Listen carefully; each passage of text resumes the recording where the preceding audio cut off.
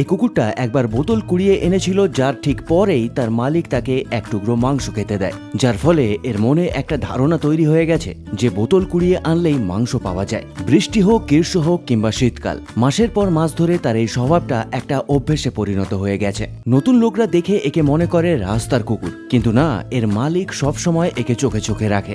যেহেতু তার মালিক কুকুরটার এই স্বভাবটাকে পাল্টাতে পারছিল না, তাই সে ঠিক করে এই প্লাস্টিকের বোতলগুলোকে সে কালেক্ট করবে এবং কাঁচ ভাঙা লোহা ভাঙার কাছে বিক্রি করবে। লোকটা অবাক হয়ে যায় এটা দেখে যে তার কুকুর এক মাসে প্রায় 5,000 টাকার প্লাস্টিক এনে জমা করেছে, যেখানে কুকুরটার মাসে খাওয়ার খরচা 3,000 টাকা হয়। অতএব কুকুরটা তার নিজের খাওয়ার জোগাড় নিজেই করতে শিখে গেছিল। তবে কুকুরটার এই স্বভাবের জন্য তার মালিককে মাঝে মধ্যে বিপদেও পড়তে হয়, কারণ কুকুরটা ফাঁকা বোতল এবং ভরা বোতলের মধ্যে পার্থক্য বোঝে না। তাই কখনো কখনো পাশের দোকান থেকে কিংবা শপিং মল থেকে ভরা বোতলও তুলে নিয়ে আসে, যার পর তার মালিককে সেই বোতলগুলোকে ফেরত দিতে এবং ক্ষমা চাইতে যেতে হয়। বহুবার লোকটা কুকুরটাকে বোঝানোর চেষ্টা করেছে, তাকে সে বারবার বলেছে যে তার কোনো দরকার নেই নিজের খাবারের জোগাড় নিজে করার, কিন্তু কুকুরটার স্বভাবকে কোনোভাবেই পাল্টানো যায়নি।